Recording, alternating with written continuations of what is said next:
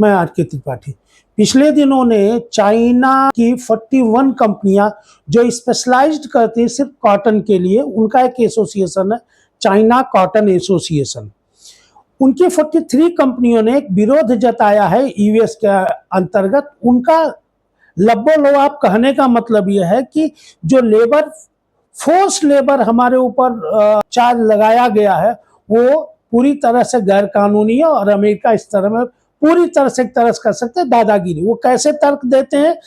China में एक state है जिसको सिनजियांग कहते हैं, जो चाइना का 90% जो कॉटन प्रोडक्शन एग्रीकल्चर होता है वो सिनजियांग में होता है। और वो ये कहते हैं लेबर तो लगती नहीं, क्योंकि वो ये कहते हैं कि एसोसिएशन के अनुसार यह कपास की बुआई और कटाई से लेकर प्रसंस्करण टेक्सटाइल उत्पादन तक पूरी औद्योगिक श्रृंखला बड़े पैमाने पर अत्यधिक स्वचालित तरीके से संचालित। कहने का मतलब कि इतना ऑटोमाइजेशन कर दिए, सीडिंग से लेकर के ग्रोइंग तक और उसके बाद लास्ट तक प्रोसेसिंग तक टेक्नोलॉजी यूज करते, तो कहते फोर्स लेबर लगती कहाँ है? तो जब फोर्स लेबर लगी नहीं तो आप फोर्स लेबर चार्जेस हम पर कैसे लगाते हैं?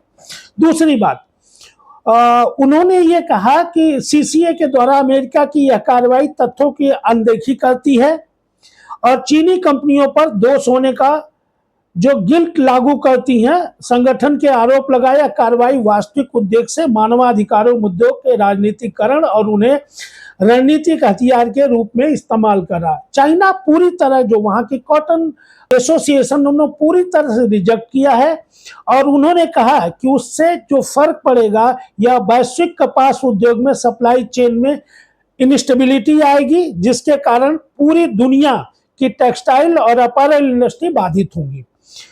उनका सबसे मोटा कहना यह है, मोटी मोटी बात यह कहते हैं, चाइना के पास दुनिया की सबसे बढ़िया और सबसे महत्वपूर्ण कॉटन है जो टेक्सटाइल इंडस्ट्री के और इंडस्ट्रियल में यूज होती, जो अपने यहाँ चाइना कहती है और they are exporting to other country. तो उनका ये कहना है चीनी कपास और टेक्सटाइल को वैध करार हितों के समर्थन के लिए संरक्षण जारी करता रहा। चाइना ये कहता कि हम जो भी सपोर्ट है कॉटन एसोसिएशन का टेक्सटाइल इंडस्ट्री, उसको हम जारी करते रहेंगे। Thank you.